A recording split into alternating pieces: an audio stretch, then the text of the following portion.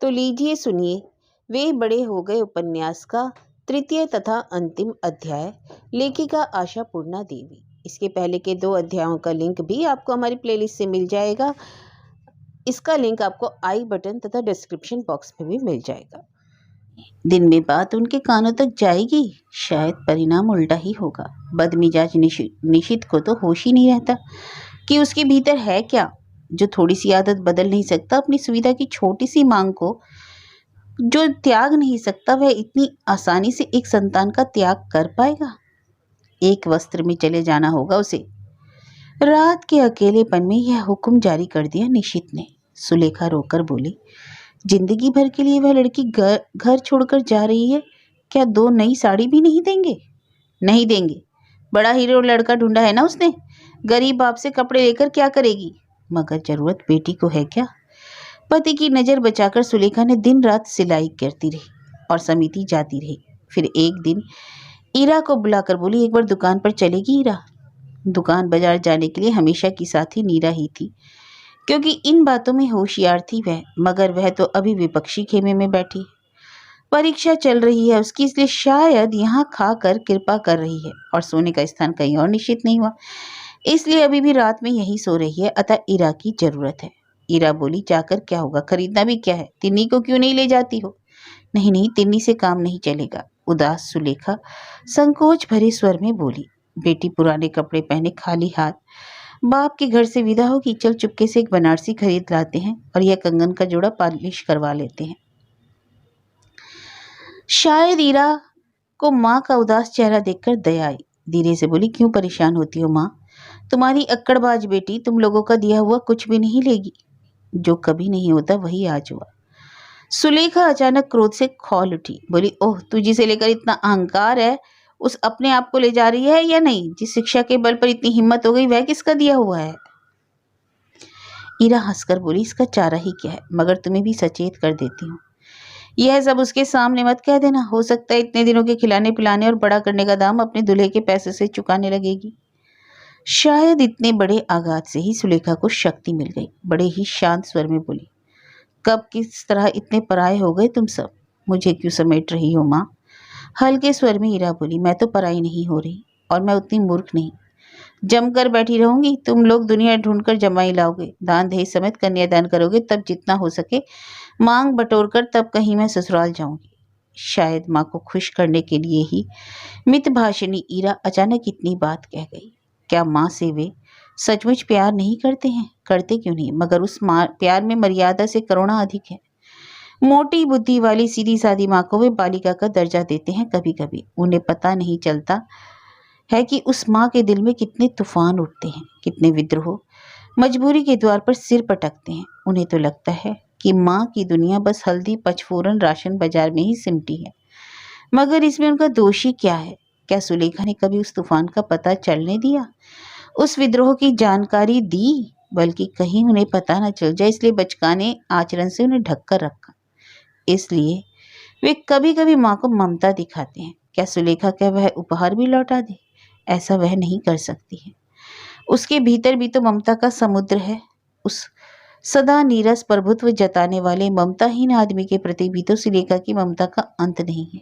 अपने बच्चे उसके आगे हाथ जोड़कर नहीं रहते, और जिस बात से उसे दुख भी पहुंचता है, उस निशित के लिए भी तो सुलेखा के मन में ममता का अंत नहीं है। अभी सुलेखा ने अपनी बड़ी बेटी ईरा के कथन को ममता के साथ सुना। सरस स्वर में बोली, अभी तो ऐसा कह रही है, शायद एक दिन तू भी पराई हो जाएगी। ईरा दृढ़ स्वर में बोली, माँ, पराई वह खुद नहीं होना चाहती थी, तुमने ही कर दिया। तुम लोगों ने ऐसा बर्ताव किया जैसे उसने कोई जघन्य नीच काम किया हो। अरे बच्चे बड़े हो रहे हैं, यह शायद तुम लोगों से सहन नहीं होता। क्या वे बड़े नहीं होंगे? एक परिपूर्ण व्यक्ति नहीं बनेंगे? कोई नहीं बनना चाहे तो उसकी बात और है, मगर जो बनना चाहे तो उसे उसकी बुद्धि विवेचना इच्छा अनिच्छा का प्रयोग नहीं करने देंगे। तुम खुद भी एक बार ढूंढकर उसी के घर बेटी को भेज देती या नहीं? तब तो ऐसा मातम नहीं मनाती। फिर उसने खुद ढूंढ लिया, यही तो अंतर है। उससे इतना तड़पने क्यों लगी? खुद भी तड़प रही हो और उसे भी तड़पा रही हो।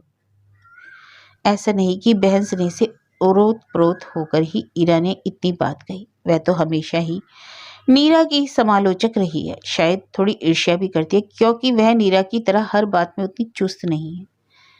नीरा परीक्षा के एक दिन पहले सिनेमा देखने जाती है, पार्टी में जाती है, सिलाई बुनाई में पारंगत है, संगीत वाद्य में रुचि लेती है, गप्पे लड़ाती है, फिर भी रिजल्ट अच्छा लाती है। तभी तो इरा बहन को चालू कहती है मस्तानी, अक्कड़बाज, घमंडी।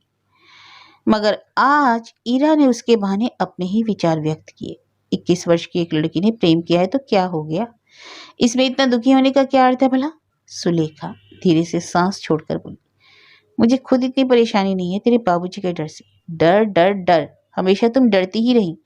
इतना डर किस काम का समझ में नहीं आता। इसी डर की भेंट चढ़ा चढ़ा कर तुमने बाबूजी की आदत इतनी खराब कर दी है। क्यों?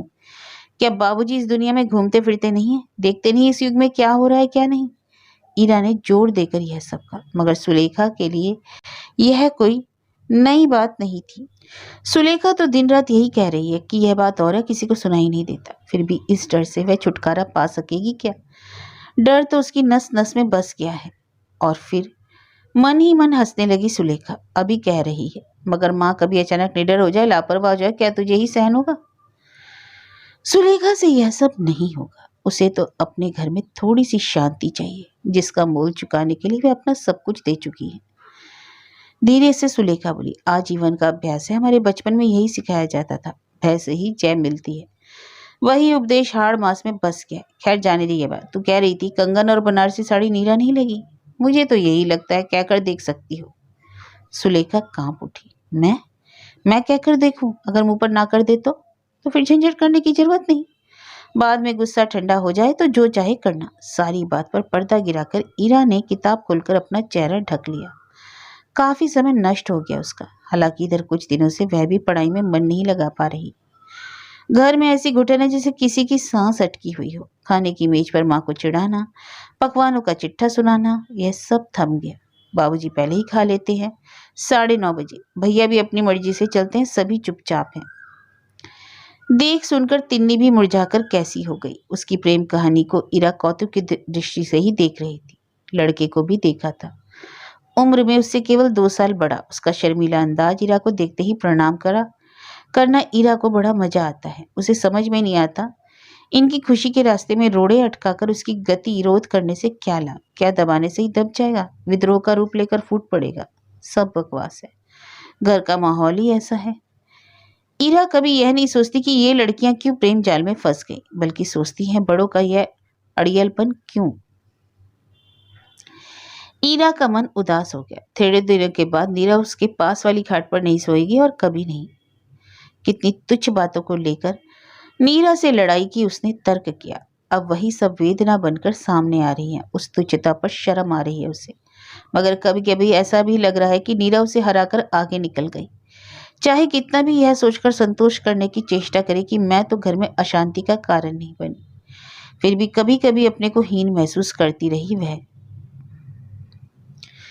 घर में सन्नाटा छाया हुआ है। खाने की मेज पर चूं तक नहीं सुनाई देती। फिर भी पता नहीं क्यों सुलेखा को आजकल सारे अच्छे अच्छे पकवान बनाने की सूझ रही है। उसकी इस विचित्र मनोदशा का रहस्य किसी की समझ में नहीं आ रहा है। पता नहीं क्यों आजकल सुलेखा को रोटी सेकने की बजाय गरम भात पकाना आसान लग रहा है, और सिलाई का काम हल्का हो जाने के कारण शाम को कुछ न कुछ नाश्ता बनाने का समय मिल जाता है। केवल समय ही नहीं मिलता, इच्छा भी होती है। सुलेखा की यह विचित्र इच्छा उनके बच्चों में खुशी से अधिक नाराजगी ही पैदा कर रही है। यह सुलेखा को जैसे पता ही नहीं चलता है, मानो उसे सुनाई ही नहीं पड़ता है। तब तिन्नी इरा से कहती है, देख रही है दीदी, अभी जब नीरा दीदी को खाना नहीं खाना एक सा लग रहा है, क्या खा रही है नजर उठाकर भी नहीं देखती। अब ऐसे में माँ को भात बनाना ही आसान लग रहा है। बेचारी नीरा दीदी ने कितनी बार भात की रट लगाई होगी, रोटी तो उससे खाई नहीं जाती थी। सुलेखा को जैसे तब सुनाई ही नहीं पड़ता। जब नीरा तिन्नी को बुलाकर कहती है, तिन्नी और मछली चाहिए तो मेरी थाली से उठा ले। इतनी सारी मछली देने का क्या अर्थ है पता नहीं। यह भी नहीं सुन पाती कि ईरा बेजार आवाज में कहती है, आजकल घर में खर्चा वर्चा इतना कैसे बढ़ा दिया गया, समझ में नहीं आता है। अच्छा मान लिया जाए कि सुलेखा आजकल कुछ कम सुन रही है, पीछे लोग क्या कहते हैं सुन नहीं पाती, मगर क्या दिखाई भी नहीं देता कि किस प्रकार ऊपरी मन से आधा खाकर उठ जाते हैं वे सब। भाई बहनों में इतनी एकता थी, इतना प्यार था, पहले तो कभी देखा नहीं था सुलेखा ने। ऐसा लगता है अब केवल नीरा ही नहीं, सभी विपक्षी शिविर में चले गए हैं। सबकी मनोदशा कुछ ऐसी ही है। अब लाड़ प्यार की कोई जरूरत नहीं। अब तुम्हारे घर में लाचार होकर जब रहना ही है, और रहना है तो खाना भी है, इसलिए खा रहे हैं। और अधिक की क्या आवश्यकता है? हाँ, शायद वे भी रूठ सकते हैं। वे भी शायद सोचते होंगे, जब भाई बहन मिलकर हंसी मजाक ही सरगर्मी में खाने में रुचि लेते थे, तब तो तुम्हें कोई शौक नहीं था। अभी हमारा मूड खराब है, खाने की मेज तक जाने का दिल नहीं करता, अब तुम्हें रोज अच्छे अच्छे पकवान बनाने का शौक हो रहा है। झींगा की मलाई करी, अरे यह तो जमाने की बात हो गई। मटन की कोफ्ता करी, अरे बाप रे, यह दुनिया में मिल सकता है, पता ही नहीं था। फिश फ्राई, हिलसा सरसों, मछली का चॉप, केले के फूल की तरकारी, बंद गोभी की फलोड़ी, यह सब तो ऐतिहासिक घटनाएं हो गई थी। हाँ, किसी जमाने में यह सब जरूर होता था, जब घर के मालिक का स्वास्थ्य ठीक था, खाने के शौकीन भी थे, खाने की क्षमता भी थी, तब हुआ करता था यह सब। सुलेखा के हाथों ही हुआ करता था। जब से घर के मालिक के खाने की क्षमता घट गई, तब से तो बच्चों ने यही जान लिया कि दाल, रसेदार सब्जी और स्टू, इसके अलावा दुनिया में और कुछ बनता ही नहीं। अधिक से अधिक किसी बदली के दिन खिचड़ी बन गई, फ्राइड राइस की तो बात ही नहीं उठती, सवाल ही नहीं उठता गरम गरम मुगलाई पराठों का। मगर अभी युगों के उस पार से सावन के आने की तरह अचानक भोजन की थाली में कभी कभी इन चीजों से साक्षात्कार हो जाता है। रूठ ही सकते हैं वे लोग। नीरा हमेशा से खाने पीने के मामले में झंझट करती है, शौकीन खाना पसंद करती है, मगर जब मिलने पर खुशी होती थी, तब तो उनके कान पर जू नहीं रेंगती थी। तब तो माँ एक बीमार के पत्थे के साथ घर भर के लिए वही पकाकर दिल का चैन अपनी सिलाई लेकर बैठ जाती थी। अब वही नीरा पत्थर हो गई। खाना नहीं खाना सब उसके लिए बराबर हो गया, और इसी समय माँ उसकी पसंद की सारी चीजें पका पका कर सामने बढ़ा देती है। वे सोचते हैं, अब माँ को ध्यान आया बेटी की खुशियों का, अब तुम्हारी पत्थर नीरा उससे पिघलने वाली नहीं। वे नहीं समझते हैं कि सुलेखा के दिल में कैसी हलचल मची है। अपने प्रिय संबंधी की निश्चित मौत की खबर सुनकर भी इससे अधिक और क्या हो सकता है। हर शाम ही तो सुलेखा उंगली पर गिनकर देखती है, नीरा और कितने शाम उसके पास खाएगी। हर पल सुलेखा को यह बात चुभ रही है कि गिनती के कुछ दिनों के बाद नीरा फिर कभी उसके पास नहीं खाएगी, और तभी अपने मन के तराजू पर इतने दिनों की अपनी त्रुटियों का बोझ पर्वत समान होता जा रहा है। मगर क्या यह सच है कि समय की कमी ही उसकी त्रुटियों का कारण था? एक और मजबूरी नहीं थी क्या? हमेशा ही भोजन के शौकीन रहे निशित को डॉक्टर ने सब कुछ खाने पर अंकुश लगा दिया। तब क्या सुलेखा का कलेजा नहीं फट जाता उसी की पसंद के अच्छे अच्छे पकवान बनाकर औरों को खिलाने में? तकलीफ से बढ़कर भी एक और बात थी, वह था संकोच। निशित से संकोच भी होता था। शायद वही भावना प्रबल थी। निशित की जली कटी टिप्पणियों का डर भी कम नहीं था। संकोच ही निशित अनायास ही कह सकता था, मेरी परवाह किसको है, मेरे लिए हल्दी पानी घोलकर कुछ बन जाता है, बाकियों के तो मजे ही में कटे हैं। इसी प्रकार बात करता है वह। आजकल निशित उनके साथ बैठकर नहीं खाता है, अलग खा लेता है, पहले ही खाकर सो जाता है। तभी तो सुलेखा की हिम्मत इतनी बढ़ गई है, और इतना सामान कहाँ से जुटा रही है, वह भी उसकी हिम्मत बढ़ जाने का एक और नमूना है। सुलेखा अब खुद बाजार जाकर खरीदारी करना सीख गई है। पहले कभी उसने यह काम किया नहीं, और सोचा भी नहीं था कि कभी करेगी। ना हिम्मत थी उसे, ना समय ही था, और शायद हिम्मत की ही कमी थी दरअसल। औरतों का बाजार जाना निशित को बिल्कुल नहीं भाता है। जब शुरू शुरू में इसका चलन हुआ था, तब बाजार जाती हुई औरतों को व्यंग करके निशित बाजारी औरत कहता था। घृणा से होठ बिचकाकर वह कहता था, वह देखो बाजारी औरतें हाथ में झोले लिए सज धज कर चली जा रही हैं। बात काटना सुलेखा की आदत नहीं है। उसके सारे प्रतिरोध मन के भीतर ही उठते हैं। फिर भी ऐसी बात सुनकर उसे चुप नहीं रहा जाता था। कहती थी, भगवान ने मुंह दिया है, दे तो दिया, क्या इस मुंह से किसी के लिए कुछ भी कहा जा सकता है? अरे जो बाजार जाती हैं वे हमारे ही जैसी गृहस्थ घर की बहू बेटियां तो हैं। क्या निशित को इस बात पर संकोच महसूस होता था? नहीं, निशित ऐसा आदमी ही नहीं था। वह कहता था, आजकल जो स्टेज पर चढ़कर नाचती हैं वे भी तुम्हारी तरह गृहस्थ घर की बहू बेटियां हैं, तो क्या मैं उन्हें शाबाशी देने लगूं? मन ही मन सुलेखा कहती थी। तुम्हारी शाबाशी पाने की आस में ही तो सब बैठी हैं, नहीं मिली तो मर जाएंगी सब। आंखों पर पट्टी बांधकर घूमते हो, इसलिए इतनी आसानी से ऐसी असभ्य बातें कह देते हो। खैर, ये सब पुरानी बातें हैं। अब तो यह काम पूरी तरह औरतों के ही जिम्मे आ गया है, अब ऐसी टिप्पणी नहीं की जा सकती है। फिर भी एक दिन सुलेखा ने ही एक दुस्साहसपूर्ण काम करके निशित की यह आदत छुड़ाई थी। निशित अभी अभी बाजार से आकर हजामत बनाने बैठा था, तभी सुलेखा ने हड़बड़ाकर उसे आवाज दी, सुनो जी, इधर खिड़की के पास जल्दी आओ तो। क्यों, क्या हुआ? अरे आओ तो सही। ऐसा लगा कि हाथ पकड़कर खींच लाएगी उसे खिड़की के पास। निशित के आते ही बोली, वह जो लड़की आ रही है, पहचानते हो उसे? निशित जरा मुश्किल में पड़ गया, बोला, बुली है ना? बुली निशित की ही भांजी है। हाल ही में उसके पति ने भाइयों से अलग होकर इसी मोहल्ले में फ्लैट लिया है। हंसी दबाकर सुलेखा बोली, हाँ, पहले ठीक से पहचान नहीं पा रही थी, देखो ना, इतनी तेज धूप में कैसी एक जरी किनारे वाली मद्रासी साड़ी पहन रखी है।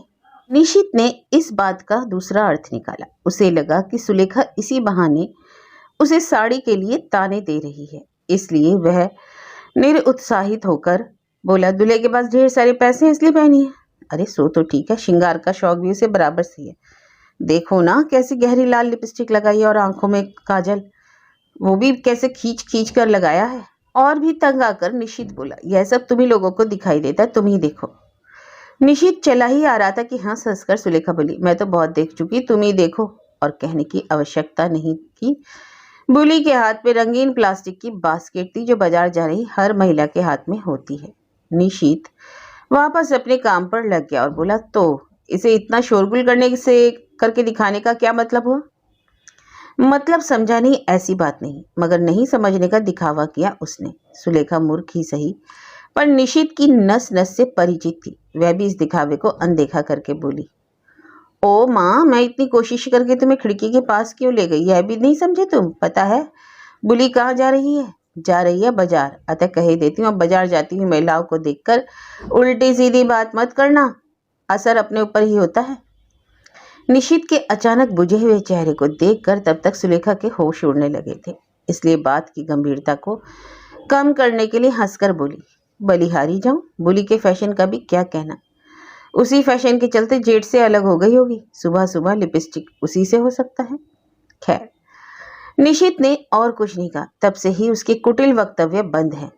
अगर सुलेखा की हर बात में ऐसी बहादुरी दिखा पाती, अगर थोड़ी हिम्मत करते ही डर कर बात को हंसी में टाल ना देती, तब शायद सुलेखा को अपने लिए एक प्रतिष्ठा का आसन मिल जाता। अगर जो डर उसकी नस नस में समाया है, उसी के कारण प्रतिष्ठा का आसन उसे नहीं मिल पाया।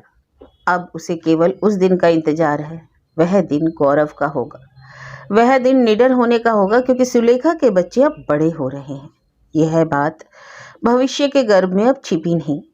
अब यह वर्तमान की बात है, वे बड़े हो गए हैं। मगर सुलेखा कहाँ बड़ी हुई है? वह तो अब छोटी हो गई है। जो माँ बेटियों को संभाल नहीं सकती, वह माँ कहलाने लायक नहीं है। यह बात तो दिन रात ही सुनाई जा रही है उसे, इसलिए वह सिकुड़ कर छोटी होती जा रही है, और छोटे जो करते हैं वही कर रही है। निशित से नजर बचाकर बाजार जा रही है, नए नए पकवानों का सामान जुटाकर ला रही है। बुली के लिए तो यह सब बाएं हाथ का खेल है, उसके यहाँ तो यह सब रोज ही बनता है। उसकी बेटियों को तो यह भी अच्छा नहीं लगता है। सुलेखा यह सब देख सुनकर दुखी हो जाती है। सच ही है, कितनी चीजों से हमेशा वंचित रहे उसके बच्चे, मगर उन लोगों ने असंतोष दिखाया, व्यंग किए तो गलत तो नहीं किया। सुलेखा का नसीब ही ऐसा है, उनके लिए नहीं कुछ कर पाई वह, न खाने में न पहनने में। हालांकि ऐसी बात नहीं है कि वे बहुत गरीब हैं। इस घर में कर्ता की इच्छा से ही कर्म होता है। आज सुलेखा के दिल में हाय उठ रही है। उसकी सबसे शौकीन बेटी हमेशा के लिए घर छोड़कर चली जा रही है। सुना है सुलेखा कुछ देना चाहे भी तो वह नहीं लेगी, केवल और 2-4 शाम सुलेखा के हाथ का खाना खा लेगी। क्या उस मौके का सदुपयोग नहीं करेगी सुलेखा? अब तक की कमियों को पूरा करने की चेष्टा नहीं करेगी वह? मगर सब किया कराया तो बेकार ही जा रहा है। जमा पूंजी खर्च कर चुपके बुली के बाजार के चक्कर लगाकर दिन भर मेहनत करके जो कुछ उनकी थाली में सजा देती है, उसे देखकर उनकी नाराजगी ही बढ़ती है। वह दिन आ गया, वह भयंकर दिन। ईरा कह चुकी है, 17 तारीख को नीरा चली जाएगी, उसी दिन उनकी रजिस्ट्री होने वाली है। सुलेखा ने एक अंतिम चेष्टा करने के लिए दीपक को पकड़ा। अरे मैं कब से सोच रही हूँ तुझसे एक बात करूँ, दिखाई नहीं पड़ता है तू? दीपक हैरान होकर बोला, इसका मतलब मैं हूँ कहाँ? है तो तू घर में ही, मगर हमेशा काम में ही तो उलझा रहता है। वह तो तुम भी रहती हो। बोलो क्या कहना है? कह रही हो कि क्या नीरा सचमुच तुम लोगों के घर से हमेशा के लिए चली जाएगी? सुलेखा ने कसम खा रखी थी कि वह बिल्कुल नहीं डगमगाएगी, उन्हीं लोगों की तरह आवेगहीन स्वर में बात करेगी। फिर भी उसकी आवाज कांप गई। शायद दीपक को इसका एहसास हुआ। गंभीर भाव से हंसकर बोला, तुम्हारी बातें कैसी लगी बताऊं? सप्तकांड रामायण सुनकर पूछ रही हो कि सीताराम की कौन है? नीरा चली जाएगी या आज पता चला क्या? सुलेखा कठोर रहना चाहती थी, इसलिए दीवार की ओर देखकर बोली, ऐसी बात नहीं है। फिर भी सोच रही थी कि शायद तुम लोग कुछ करोगे। तू तो बड़ा भाई है, तेरी कोई जिम्मेदारी नहीं है? दीपक और भी गंभीर हो गया और उसी गंभीर स्वर में बोला, जरूरत महसूस होती तभी तो करता माँ, जरूरत महसूस नहीं हुई। क्यों हो? विवाह तो संपूर्ण रूप से उसका निजी मामला है, वह जो उचित समझेगी। शायद वह अपनी आवाज को कांपने नहीं देगी, इसलिए वह भर्रा गई। हालांकि दीपक उससे विचलित नहीं हुआ। मृदु गंभीर हंसी हंसकर बोला, केवल उसका ही क्यों, प्रत्येक व्यक्ति को अपना जीवन संवारने का अधिकार है। सुलेखा की समझ में नहीं आया कि दीपक के कथन का अंतर्निहित अर्थ क्या है। प्रत्येक शब्द पर इतना जोर डालने का अर्थ ही क्या है? सुलेखा को लगा जैसे दीपक केवल उस ना समझ लापरवाह दुर्विनीत बहन की वकालत कर रहा है। इसलिए जो कभी नहीं करती है, सुलेखा वही काम कर बैठी। क्रोध से चीख उठी, अधिकार? अधिकार है? बहुत बड़ी बड़ी बात सीख ली तुम लोगों ने। अरे अकल ठिकाने पर है उसकी, कहाँ पाँव रख रही है? होश है उसे? अरे ना हो तो भविष्य में वह स्वयं भुगतेगी। सुलेखा बैठकर टूटी आवाज में बोली, बड़ा भाई होकर तूने इस तरह निर्लिप्त जैसे बात की दीपू। फिर कीट पतंग पशु पक्षी और मनुष्य में अंतर ही क्या है? प्राणी जगत में एकमात्र मनुष्य ही एक दूसरे की खबर लेता है। दीपक धीरे से हंसकर बोला, तुम्हारी इस धारणा को बदलने का समय आ गया है माँ। मनुष्य भी एक प्राणी मात्र है, यही सभ्यता की थ्योरी है। सुलेखा एक लंबी सांस लेकर उठ गई। अब उसकी फरियाद सुप्रीम कोर्ट में गई। क्या भगवान सुलेखा को बड़ी बीमारी नहीं दे सकते हैं? एकदम मृत्यु संकट आ जाए, फिर वह पत्थर दिल लड़की कैसे जा सकेगी? मूर्ख सुलेखा ने अर्धचेतन अवस्था में अपने आप को एक असंभव कल्पना में डुबोकर रखा। उस भयंकर दिन के पहले ही सुलेखा बीमार पड़ गई, बेहोश होकर बड़बड़ाने लगी। उस अचेतन अवस्था में सुलेखा ने अपने जीवन भर की वेदना, सारी शिकायतों का खुलासा कर दिया और उस कठोर लड़की नीरा के पास करुण विनती करती रही, नीरा तू मत जा, नीरा इस तरह माँ बाप का सिर नीचा करके मत जा तू। क्या माँ के दिल में उमड़ते प्यार और इसमें उठ रहे हाहाकार को कोई असर तुझ पर नहीं पड़ता? कहाँ से कौन मिल गया और उसका प्यार ही तेरे लिए इतना बड़ा हो गया? शायद बचपन में किसी अनाड़ी लेखक को ऐसी कहानी पढ़ी थी सुलेखा ने, जिसे बुखार में बेहोशी रोगी ने अपने दिल की बात खोलकर रख दी। मगर अभी सुलेखा का वही ब्रह्मास्त्र जैसा लगा। अगर जीवन संकट में आ जाए तब तो नीरा उस हालत में छोड़कर नहीं जा सकेगी, मगर सचमुच मौत कहीं ना हो जाए, उससे सुलेखा बहुत डरती है। 2 दिन उसकी तबीयत खराब हो तो घर का जो हाल होता है, मर जाएगी तो पता नहीं क्या हाल होगा। वह बीमार निश्चित बच पाएगा क्या? और उसका शर्मीला छोटा बेटा जो अपनी जरूरतों के बारे में किसी को रत्ती भर पता चलने नहीं देता है। सदा ही सुलेखा सतर्क नजर रखती है, उसके कपड़े जूते ठीक है या नहीं, बिस्तर ठीक है या नहीं, उसे भूख लगी है या नहीं। सुलेखा नहीं होगी तो कौन देखभाल करेगा उसकी? सुलेखा यह नहीं सोच पाती है कि जब वह नहीं रहेगी तो यह सब देख भी तो नहीं पाएगी। अपनी अनुपस्थिति में पूरी गृहस्थी के चेहरे की कल्पना कर आंखें भर आती हैं उसकी। अपने शोक में खुद ही रो लेती है वह। नहीं, मरने की जरूरत नहीं है, मरने से नहीं चलेगा। केवल मरने लायक बीमारी हो ताकि नीरा का जाना रुक जाए। उसके बाद बीमारी से कमजोर अपने चेहरे पर शरारत भरी हंसी लाकर कहेगी, क्यों री, कैसे रोक दिया तुझे? अब समझी ना माँ क्या चीज है? सुलेखा ऐसा सोचती है, मगर इस सोच में उसे विशेष साहस नहीं मिलता। लगता है इसमें दम ही नहीं है, जैसे कोई ढीला ढाला नाटक हो और कोई जोरदार नाटक चाहिए। तब वह दैव दुर्घटना की बात सोचने लगती है। नीरा जाने के लिए तैयार हो रही है, जाने का मुहूर्त बस आ ही गया। ठीक ऐसे में पांव फिसलने से सुलेखा सीढ़ी से गिर गई। सुलेखा खून से लथपथ बेहोश पड़ी है।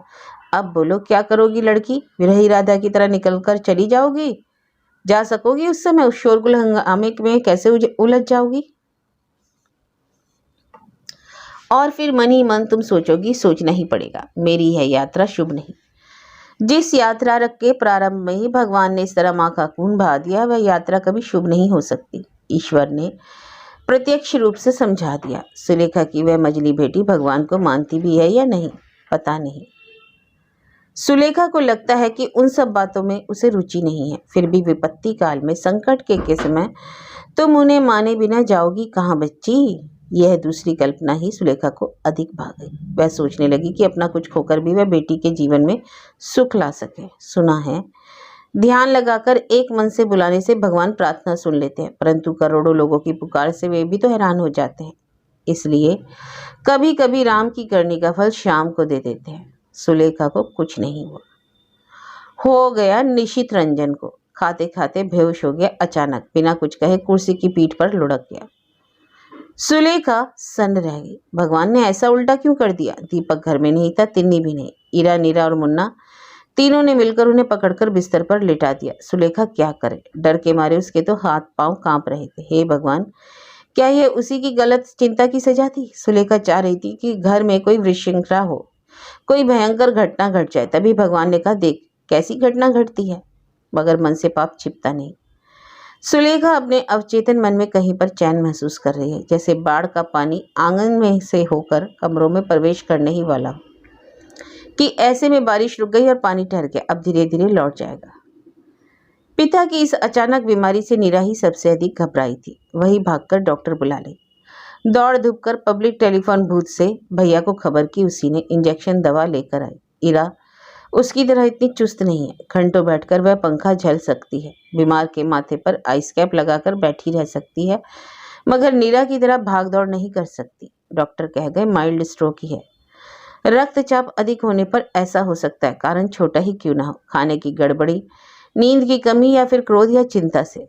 तब मन ही मन सुलेखा बोली, भगवान तुमने ठीक ही किया, मेरे बुखार होने या गिर जाने से बात नहीं बनती, यही अच्छा कारण। नीरा नाम की वह उद्दंड स्वार्थी लड़की यह तो अच्छी तरह जान गई होगी कि किसके कारण उसके पिता की यह हालत हुई। क्रोध और अपमान सहते सहते, दुख और दुश्चिंता की चोट खाते खाते अभिमानी निशित अंदर ही अंदर घुट रहा था और सहा नहीं गया। अपने अपराध का ऐसा प्रत्यक्ष प्रमाण पाकर अवश्य ही नीरा ठिठक जाएगी, रोक लेगी अपने आप को। सुलेखा नहीं समझ पाती है कि उसकी चिंता में कितना पाप है। वह प्रार्थना करते हुए कह रही है, और कई दिन इसी तरह बेहोश पड़ा रहे। दीपक डॉक्टर बन चुका है, उसे बीमारी की सही स्थिति का ज्ञान है। उसका चेहरा उदास और गंभीर है। सुलेखा जब भी व्याकुल होकर उससे कुछ पूछना चाहती है, वह हाथ के इशारे से रोक देता है। फिर भी एक बार उसने बेटे से पूछ लिया, इस हालत में कितने दिन और रहेंगे? दीपक गंभीर स्वर में बोला, कहा नहीं जा सकता है, परंतु आशा है कि आजकल के भीतर ही। सुलेखा ने सोचा कि इस बार ईश्वर ने बचा ही लिया, जो आज कल परसों नरसों, बस ये 4 दिन। अचानक सुलेखा बोली, उनकी इस बीमारी से तो नीरा बहुत घबरा गई है ना? दीपक आंख उठाकर बोला, नीरा ही तो सबसे कम घबराई है माँ, जो कुछ करना था वही तो कर रही है, नर्स की तरह कुशल है वह। तब तो वह अपने बाबूजी को छोड़कर नहीं जा सकेगी, क्यों? दीपंकर अपनी माँ की उस निर्बोध आशा भरी सूरत की ओर देखकर गंभीर भाव से हंसकर बोला, इस तरह बच्चों जैसी अजीब बातें क्यों सोचती हो माँ? उसने रजिस्ट्री की नोटिस दे रखी है। सुलेखा बेटे की हंसी को निहारती रही, फिर सारी अजनबी चिंताओं पर एक पूर्ण विराम डालकर दूसरे कमरे में चली गई। चुपचाप देखती रही वह। ईश्वर के पास इतनी प्रार्थना के बावजूद निशित उस दिन होश में आ गया। डॉक्टर भरोसा देगा इस बार बच गए। सुलेखा ने देखा कि नीरा के अपने संकल्प से हटने का कोई लक्षण नहीं। जाने के दिन जैसे कॉलेज ही जा रही हो, ऐसी ही वेशभूषा में आकर नीरा इस कमरे में खड़ी हुई। साथ में तिन्नी थी। तिन्नी ऊंचे स्वर में बोली, माँ तुम्हारे भगवान का नसीब खुल गया, नीरा दी प्रणाम करने आई है। सुलेखा ने सहम कर देखा। नीरा उस छोटे से पूजा पाठ की चौखट पर माथा टेक कर चली आई। अजीब सा हंसकर बोली, तुम लोगों से आशीर्वाद पाने की आशा तो नहीं रखती हूँ, इसलिए तुम्हारे उस ठाकुर से ही मांग लिया थोड़ा सा। तुम ही तो उन्हें पतित पावन कहती हो। फिर आगे आकर माँ के पैरों पर भी सिर झुकाया उसने। मगर सुलेखा बेटी से लिपटकर यह तो नहीं कह सकी, नीरा हमारा आशीर्वाद क्या, तेरे गुण दोष की अपेक्षा रखेगा, वह तो सदा ही तेरे साथ रहेगा। मूर्ख की तरह आंखें फाड़ फाड़ कर सुलेखा बेटी की ओर देखती रही। उसकी आंखों से एक बूंद भी आंसू नहीं निकला। उसकी आंखों के नीचे पल रहा वह अथाह सागर कहाँ खो गया। तिन्नी फिर चिल्लाकर बोली, ए नीरा दी, ऐसे अछूत कन्या की तरह दूर दूर से क्यों? आशीर्वाद ना मिले ना सही, पैरों की धूल ही ले जा भरकर, भावी जीवन का सहारा बनेगी। नीरा केवल इतना ही बोली, अछूत कन्या? अछूत कन्या जैसा ही तो बर्ताव करेगी। सुलेखा की आंखों से में आंसू नहीं थे, केवल होंठ कांप रहे थे। उसने कहा, बाबूजी को प्रणाम कर दीजिए। उसी तरह हंसकर नीरा ने पिता के कमरे की ओर मुड़कर दोनों हाथ जोड़ दिए और बहुत ही सहज भाव से बोली, तुम ही तो कहती हो सोए हुए व्यक्ति को प्रणाम नहीं किया जाता, तो क्या मुलाकात भी नहीं करेगी? टूटी फूटी आवाज में सुलेखा ने पूछा। नीरा की आवाज में कोई कमजोरी नहीं थी। उसने कहा, डॉक्टर ने कहा है कि उनका उत्तेजित होना ठीक नहीं। इसका अर्थ है नीरा अपने पिता से प्यार करती है, उनके स्वास्थ्य का भला बुरा सोचती है। दरवाजे को पकड़कर सुलेखा खड़ी देखती रही। सीढ़ी से नीचे उतर गई। तिन्नी भी गई साथ साथ। वह भी बाहर जाने के लिए सज धज कर आई थी। नीरा चली गई। सुलेखा के बक्से में नई बनारसी साड़ी पड़ी रही और उसे कहने की हिम्मत ही नहीं हुई कि आज तू इसे पहन कर जा। नहीं हुई हिम्मत। अगर नीरा मुंह पर हंस पड़े तो? अगर कहे रहने दो माँ, माँ मुझे मिट्टी भर भीख नहीं चाहिए। निशित के मन की दशा को समझना संभव नहीं था। उसकी एक बाहरी दुनिया है, वह मौका देखकर घर से निकल सकता है और अभी तो वह बिस्तर पकड़कर पड़ा है। सुलेखा को रहना ही पड़ेगा। उसे खड़े होकर देखना ही पड़ेगा कि कैसे नीरा एक वस्त्र में घर छोड़कर चली गई। गनीमत है कि ईरा भी साथ गई। सुना है दीपक भी आगे जाकर उनके साथ हो लेगा। उनके साथ अदालती शादी की रस्म पूरी कर उन्हें नए फ्लैट तक छोड़ आएगा। केवल सुलेखा ही नहीं देख पाएगी कि उसकी नीरा ने कैसी गृहस्थी जमाई है, मगर नीरा को इस बात का कोई गम है क्या? सुलेखा की समझ में नहीं आता। उसकी मझली लड़की तो बड़ी हो गई है, काफी बड़ी। माँ को प्रणाम कर चुपचाप नीचे उतर गई। आंसुओं में भीगकर माँ से लिपट नहीं गई। फिर सुलेखा कैसे हिम्मत करके उसे बाहों में भर ले? समय के साथ सब कुछ सहन हो जाता है। धीरे धीरे सहन हो रहा था। खाने की मेज पर थालियों की संख्या में कमी, छत पर सूखती साड़ी ब्लाउज पेटीकोट की संख्या में कमी। शौकीन नीरा के कपड़ों की संख्या ऐसे ही अधिक हुआ करती थी। ईरा को पुकारते समय नीरा और नीरा को पुकारते समय ईरा गलती से कहना सुलेखा की बराबर की आदत थी, और आदत जल्दी सुधरती नहीं। फिर भी संभल कर चलने लगी। भूल से कह भी बैठती तो मन ही मन जियो कह देती, कहीं वह सरक न जाए अचानक। मगर घड़ी की ओर देखकर सुलेखा अपना काम करती रही। सीढ़ी पर चप्पल की आवाज मिलते ही तटस्थ होती रही। समिति की मौसी जी कभी कभी शिकायत भी करती हैं, अब तुम पहले जैसी समय की पाबंद नहीं रही, जरा ध्यान दो। बेटी तो होती ही है पराए घर जाने के लिए, इतना उदास रहने से कैसे चलेगा? क्या मौसी जी को सब मालूम है? उसे उपदेश देकर ही उन्होंने ही तो संभाल लिया। ऐसा तो अक्सर ही हो रहा है सुलेखा, इसमें दुखी होने वाली कौन सी बात है? सुलेखा ने भी सोच कर देखा। मगर शरीर दिन प्रतिदिन इतना कमजोर क्यों होता जा रहा है? पहले की तरह मशीन भी तेज नहीं चला पाती है। थोड़ी देर में ही कंधे दुखने लगते हैं, मगर छोड़ भी नहीं पाती है। निशित के रिटायर करने का समय निकट आ रहा है, फिर भी उसी से ज्यादा छिपाकर यह काम करना पड़ता है सुलेखा को। देखते ही निशित नाराज होकर कहता है, क्यों आज बाजार खर्च के पैसे नहीं है क्या? नीरा के चले जाने के बाद जैसे गृहस्थी का छंद भंग हो गया। दीपक भी हमेशा ही अनमना सा रहने लगा है, और इतना छोटा सा दीपांकर, वह भी पता नहीं क्या सोचता रहता है, दिन भर क्या पढ़ता रहता है कौन जाने। ये किताबें तो उसके पाठ्यक्रम की नहीं है, इतना सुलेखा भी समझती, मगर पूछने से डरती है। इतना छोटा लड़का दिन प्रतिदिन कैसा गंभीर और गुमसुम होता जा रहा है, इतना क्या सोचता है वह? बेटी पास होने की खबर मिलते ही इरा को कहीं से एक स्कूल की नौकरी मिल गई। उसकी इस नौकरी पाने की खबर को निशित मुखर्जी नामक सम्मानित व्यक्ति ने खुशी से ग्रहण नहीं किया। बेटों को मिलती तो इस बात पर मिठाइयां बंटती, वही बेटी के मिलने पर चेहरे पर अंधेरा छाया रहा कई दिनों तक। हालांकि ईरा ने यह समाचार सीधे पिता को ही दिया, क्योंकि माँ का यह डर के मारे कांटा बन जाना उसे बिल्कुल पसंद नहीं। बोली, बाबूजी, अरुंधति बालिका विद्यालय में मुझे एक नौकरी मिल गई है। नौकरी मिल गई? जैसे किसी ने निशित के गाल पर एक चांटा जड़ दिया। ना कोई सलाह, ना कोई पूछताछ, किसी को बता भी नहीं, नौकरी मिल गई। अपने उसी व्यंग मिश्रित भाव से हंसकर निशित बोला, अच्छा, तुम्हारा बड़ा भाई डॉक्टरी पास कर बेकार बैठा और तुम्हें पास करते ही नौकरी मिल गई, वाह वाह। इरा पिता के इस व्यंग की अभ्यस्त थी, इसलिए विचलित ना होकर बोली, भैया भैया क्या ऐसी वैसी नौकरी ले सकते हैं? तो तुम्ही को जल्दीबाजी में ऐसी वैसी नौकरी लेने की क्या जरूरत थी? निशित की आवाज में और थोड़ी कड़वाहट घुल गई। बोला, बाप रिटायर कर रहा है, माँ बेटी ने मिलकर घर चलाने का इरादा कर लिया है क्या? इरादा करने का कुछ नहीं है बाबूजी, मिली गई, अब पास करके बैठी भी क्यों रहूं? बात में तो दम था। सुलेखा ने व्यंग नहीं किया, ताने भी नहीं दिए, केवल निराश स्वर में बोली, नौकरी करने लगेगी फिर शादी वादी नहीं होगी क्या? अरे नहीं, ऐसा क्यों सोचती हो? इरा हंसकर बोली, बल्कि शादी की धूमधाम के लिए कुछ पैसे जमा कर तुम्हारे हाथ में दे दूंगी। तो तू क्या अपनी शादी के पैसे खुद जमा करेगी इरा? इरा बोली, नहीं बाबा, तुम्हें दुखी होने से रोकना स्वयं भगवान के में भी बस में नहीं है। नौकरी मिली है, यह सुनकर पहले माँ सत्यनारायण की पूजा करती थी। सुलेखा भी हंस पड़ी, बोली, वह तो बेटे को नौकरी मिलने पर, बेटे को मिले तो सत्यनारायण की कथा और बेटी को मिले तो लंबी आह। अब इस पुराने चश्मे को बदल डालो माँ, मगर हाँ, खाना परोसते समय तुम्हें थोड़ी तकलीफ होगी। सुलेखा तुनक उठी, तो क्या खाने के लिए फुर्सत नहीं मिलेगी? नहीं माँ, वह बात नहीं है, खाना भी देंगे, खाना पीना फ्री, क्वार्टर। क्वार्टर? इसका मतलब कलकत्ते में नहीं? नहीं, कलकत्ते में कौन देगा, बोलपुर के पास के एक गांव में। सुलेखा घबरा कर बोली, थोड़े से रुपए के लिए वहां जाकर पड़ी रहेगी तू? इतनी बुरी हालत तो नहीं हमारी। इरा शांत स्वर में बोली, हालत की बात क्यों करती हो माँ, अपने पैरों तले भी तो जमीन होनी चाहिए। इतने दिनों तक घर बैठे बैठे रोटियां तोड़ती रही, घर के पैसे लुटाकर पढ़ाई लिखाई की, अब और क्यों? बल्कि तुम अपनी सिलाई का बोझ कुछ कम कर दो। यह क्या हाल बना लिया है अपना? अचानक सुलेखा की आंखें भर आई।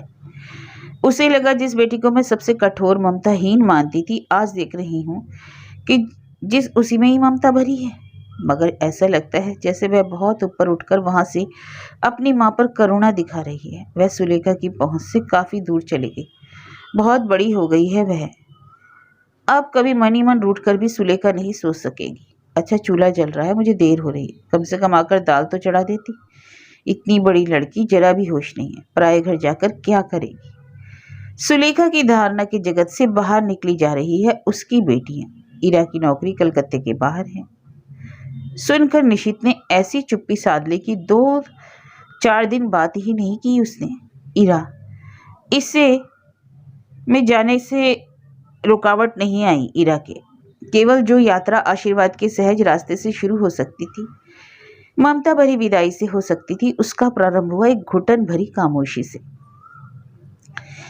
फिर भी यात्रा के समय सुलेखा ने बेटी के माथे पर दही का टीका लगाया, उसके सूटकेस में चुपके से डिब्बों में भरकर गुजिया, मिठाई आदि भर दिए। दीपक भी बहुत अनमना सा लग रहा था। बोला, ऐसे समय में तू भी चली जा रही है? इरा बोली, मैं तो एक तुच्छ प्राणी हूँ, मेरे रहने न रहने से तेरा क्या आता जाता है? दीपक बोला, खाने पीने की तकलीफ हो तो जरूर चली आना, गांव का हालचाल कौन जाने। ठीक कहते हो भैया, इरा प्रसन्न भाव से बोली। इरा के साथ दीपक स्टेशन गया था। लौटने पर सुलेखा ने डरते डरते कहा, क्या रे, तूने भी तो मना नहीं किया? अजनबी अनजानी जगह में अकेली इतनी बड़ी लड़की, कैसी कैसी विपत्ति है दुनिया में। दीपक उदास होकर बोला, नहीं, विपत्ति कैसी, एक स्कूल की हिफाजत में रहेगी। सुलेखा ने अपना संदेह व्यक्त कर ही दिया, किताबों में तो पढ़ा है कि ऐसे स्कूलों के सेक्रेटरी भी अच्छे आदमी नहीं होते हैं, फंसाने की कोशिश करते हैं। दीपक ने बात को टालकर कहा, ऐसा कुछ हुआ तो नौकरी छोड़कर वापस चली आएगी, मगर उसे बाहर जाने की जरूरत क्या थी दीपू? अरे और कुछ नहीं, स्वभाव लंबी होने की जरूरत थी, मगर इतना डरती क्यों हो? वह बड़ी हो चुकी है, पढ़ी लिखी है, अपना भला बुरा नहीं समझ सकती है क्या? समझ तो सकती है, सभी तो बड़े होते जा रहे हैं, अपना भला बुरा समझने लायक हो रहे हैं। केवल सुलेखा जैसी थी वैसी ही रह गई, अपनी भलाई भूलकर जीवन भर दूसरों के भले की चिंता करती रही वह। नहीं तो क्या जरूरत थी उसे निशित के लिए दोबारा डॉक्टर बुलाकर डांट खाने की? डॉक्टर के चले जाने के बाद क्या निशित ने कम डांटा उसे अपनी मर्जी से डॉक्टर बुलाने के कारण? क्यों निशित को बिना बिताए बहादुरी दिखाने गई वह? उस बड़ी बीमारी से निकलकर भी निशित का स्वास्थ्य बिल्कुल नहीं सुधर रहा है तो क्या हुआ? खून की कमी के कारण चेहरे की रंगत फीकी पड़ती जा रही है, अरे तो जाए ना, चिता पर उठने में देर ही क्या है बस। निर्लज सुलेखा फिर भी दवा लेकर सामने खड़ी होती है, ऊपर से ताबीज टोटका सब अजमाती रहती है। ईरा नीरा की पराये घर जाने की उम्र हो ही गई थी, अब तक यहाँ रहने की बात तो भी तो नहीं थी, तो फिर क्यों खाना परोसते समय उसका मन व्याकुल हो उठता है। क्यों ऐसा लगता है कि वे सुलेखा को अवेला के साथ छोड़ गए हैं।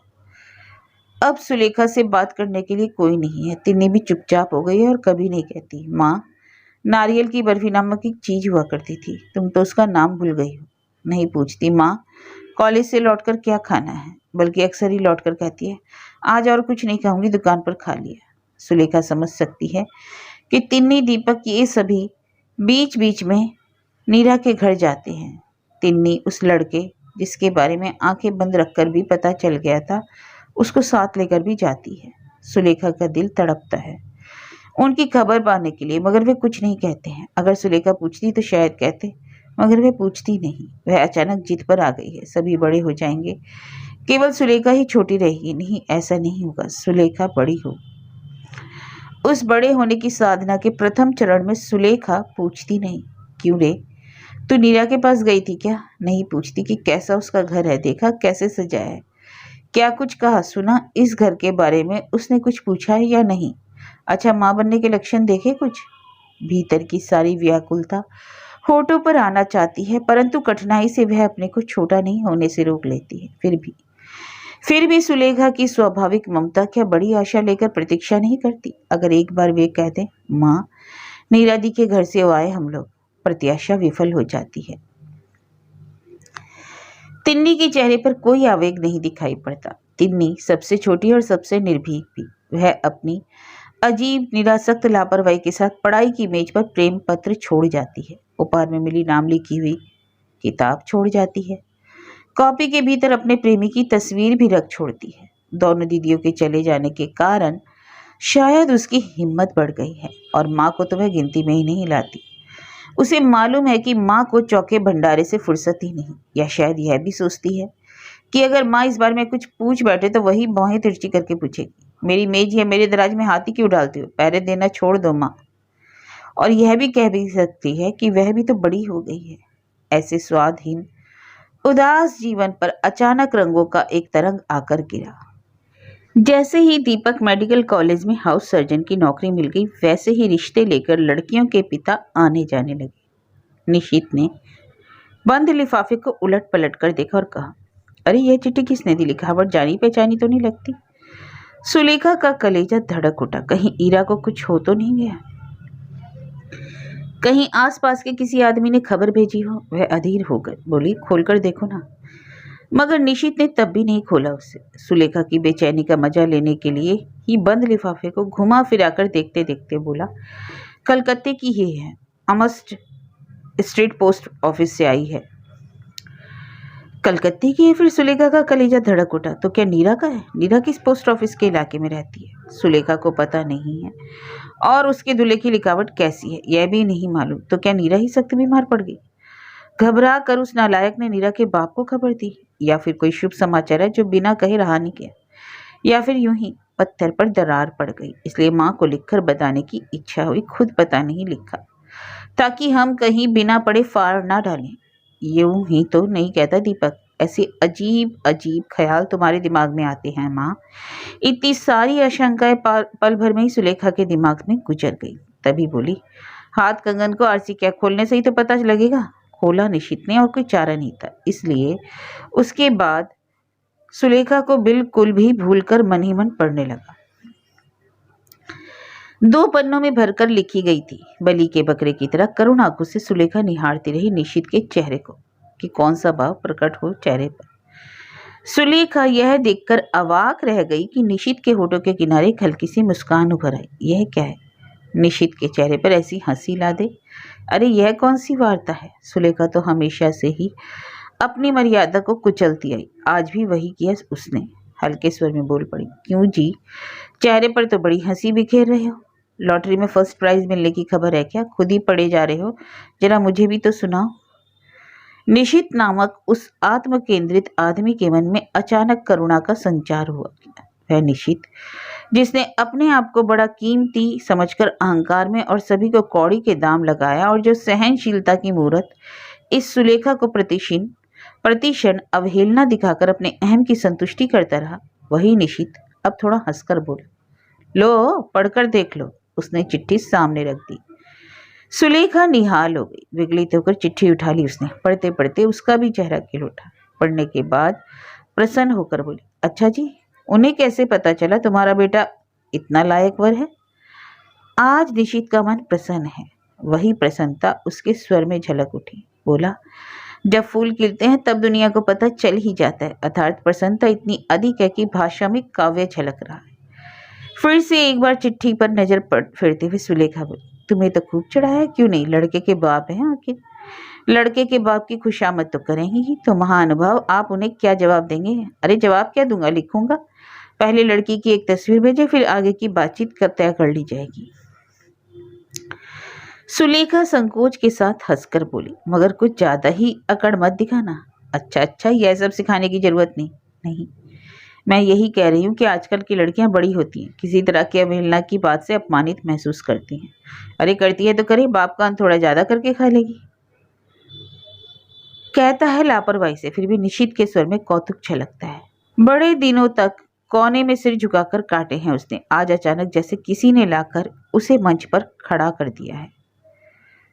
इसी कारण निशित के मन में आज खुशी की हिलोरें उठ रही हैं। हालांकि वह रिश्ता बना नहीं। लड़की की तस्वीर देखते ही दिल बैठ गया सुलेखा का। मनी मन हंसकर बोली, अरे लड़की, तभी कहूँ कि तेरे बाप ने इतनी खुशामद क्यों की थी चिट्ठी में। महानुभाव सज्जन महाशय, मगर खुशामद से तो दाल नहीं गलेगी। कन्या का मुखड़ा भी तो सुंदर होना जरूरी है, नहीं तो दीपक के सामने रखकर पूछेंगी कैसे? देख तो दीपू कैसी लड़की है। मगर इसके बाद पत्र नहीं, सीधे लोग आने लगे। लड़की के भाई, पिता, मामा, चाचा, पता नहीं कहाँ कहाँ से खबर पाकर चले आ रहे हैं सब। कहते हैं कृपा करके एक बार तो लड़की देख लीजिए। यह घर निशित का किराए का घर नहीं, अपना ही है। इस बात पर भी लड़की वाले उत्साहित हो रहे हैं। पुराना ही सही, फिर भी कलकत्ते में इतना बड़ा एक घर। हालांकि निशित ने यह सच छिपा कर रखा कि यह घर पुरखों का है तथा इसके और भागीदार हैं। उसकी बातों से ऐसा लग सकता है कि वह एक मालदार मगर अत्यंत विनीत स्वभाव का व्यक्ति है। इस तरह से बात करना भी निशित को आता है। यह सुलेखा को कभी मालूम ना था। सुलेखा तो दरवाजे की आड़ में सब कुछ सुनती रहती है। अब ऐसी हिम्मत है उसमें। इस तरह आड़ में छिपकर बातें सुनने को जो बहुत ही घृणा की दृष्टि से देखती थी, वह नीरा आज नहीं है। जो नाराज होती थी, वह ईरा भी आज नहीं है। मुन्ना तो केवल स्कूल जाने आने के सिवा ऊपर के कमरे से उतरता ही नहीं है। और दीपक, चालाक निशित देख सुनकर लोगों को ऐसे समय बुलाता है जब दीपक घर पर ना हो। बाकी रही तिन्नी, वह औरों की तरह नहीं है। मौका पाते ही खुद भी बड़ी हो जाती है। दरवाजे की आड़ में करके भीतर ही बातचीत सुनती है और फिर ऊपर जाकर ही करती है। कहती है, अरे बाप रे, हमारे बाबूजी तो बड़े उस्ताद हो गए हैं। कैसे चुन चुन कर डायलॉग मार रहे हैं, ठीक जैसे दूल्हे का बाप कहता है। मैं अभी से कैसे कह दूं बताइए? सब ईश्वर की इच्छा है, जिसको जिस घर में जाना है। हंसकर लोट पोट होते होते तिन्नी बोलती है, माँ ऐसे ज्ञान की बातें बाबूजी बेटियों के लिए क्यों सोचते हैं? इस वाचाल हसौड़ लड़की पर सुलेखा को कभी क्रोध नहीं आता। जितनी कठोर बात भी वह कर ले, उसमें जैसे कि वजन नहीं होता, इसलिए दिल को चुभता भी नहीं। इसी स्वभाव के कारण इस उम्र में भी अपने प्रेम को उसने आसानी से प्रतिष्ठित कर लिया है। नीरा की तरह चोरी छिपे तो नहीं, सब कुछ खुलकर करती है। और इस परिवार के लोगों को अभी तक अपना विपक्षी नहीं मानती है वह। इसलिए सुलेखा उसकी बात सुनकर हंसी रोक नहीं पाई। बोली, वाह, बाप के लिए बड़े अच्छे अच्छे विशेषणों का प्रयोग कर रही है तू। ठीक ही कहते हैं, इसी उम्र में ऐसे चुन चुन कर डायलॉग मारना सीख गए हैं तेरे बाबूजी। फिर बोली, तो यही बात जाकर बाबूजी से बोल जाकर सब। अगर ईश्वर की इच्छा है तो फिर क्यों बेटी को? तिन्नी बोली, ना बाबा, कहने से ही डांट पड़ी तो, मगर सुनने में बातें बड़ी मजेदार होती हैं। और फिर लड़की के बाप का चोर सा चेहरा, वह भी तो कम मजेदार नहीं होता। इसके बाद ही अचानक आंखें नचाकर बोहें कपाकर बोले, इसलिए कहते हैं कलयुग में किसी का भला नहीं करना चाहिए। बाबूजी को यह क्यों नहीं ध्यान आता कि इस तरह चोर बनकर लड़के के बाप को मक्खन लगाने के हाथ से मेरी बेटियों ने मुझे बचा लिया। मुझे तो इसके लिए कृतज्ञ रहना चाहिए। सुलेखा बोली, हाँ, जब अपने दिन आएंगे तब समझेगी। हमारे ये दिन? तिन्नी हंस करने लगी।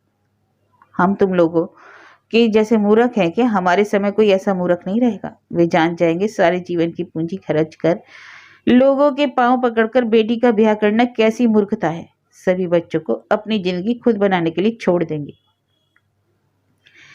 खैर तिन्नी जो चाहे कह ले। सुलेखा लड़की वालों की इस भीड़ से बड़ी उत्साहित थी। उसके चेहरे से उत्साह और उदासी की छाया हट रही थी, मानो फिर से उसे आशा की किरण दिखाई दे रही थी। जीवन का अर्थ झलक रहा था। इसका एक कारण निशित के स्वभाव में परिवर्तन भी था। चिड़चिड़े स्वभाव का निशित भी अब हमेशा खुश नजर आता था। उनकी खातिरदारी में जो खर्च हो रहा था उस पर नाराजगी नहीं दिखा रहा था। उनके चले जाने पर सुलेखा को बुलाकर बातें करता था, उनकी मिन्नत खुशामद को लेकर हंसता था। एक बार सुलेखा के मुंह से तिन्नी की तरकीब बातें निकल भी पड़ना चाहती थी। देखो जी, तुम्हारी बेटियों ने तुम्हें तो इस दुर्गति से बचा लिया, इसके लिए तो तुम्हें उनके प्रति कृतज्ञ रहना चाहिए। मगर ऐसी बात मुंह से निकलने नहीं दी, उसने हिम्मत ही नहीं हुई। ऐसा करने से सुख का यह क्षणिक नाटक भी शायद समाप्त हो जाएगा। लड़खड़ाते खूंटों पर पत्तों से छाई हुई झोपड़ी जब तक सिर पर है रहने दे। जानबूझकर उसे हिलाकर क्या तोड़ बैठेगी सुलेखा? जो कुछ सुख उसे मिला वह तो उसी की सतर्कता और धीरज का परिणाम। यही कारण है कि वह जिंदगी में किसी को भी मुंह तोड़ जवाब नहीं दे पाई, इसलिए अब फिर से अबोध बन गई। वह बोली, जो भी कह लो, खुशामद मिन्नतों से तुम पिघल मत जाना। लड़की वास्तव में सुंदर होनी चाहिए, नहीं तो दीपू से शादी करने के लिए किस मुंह से कहूंगी। अपनी खुशी के ऊपर से यह सुलेखा की दोहरी खुशी है। इस तरह पति का सहयोग पाना, इसकी आशा नहीं थी उसे। धीरे धीरे अपने मन को मना रही है सुलेखा। लड़कियां तो अपने घर के लिए होती ही नहीं, जन्म से ही उन्हें खर्च के खाते में लिख लेना पड़ता है। बहू लाना है देख सुनकर, केवल रूप ही नहीं, कुल शील वंश सब देखकर।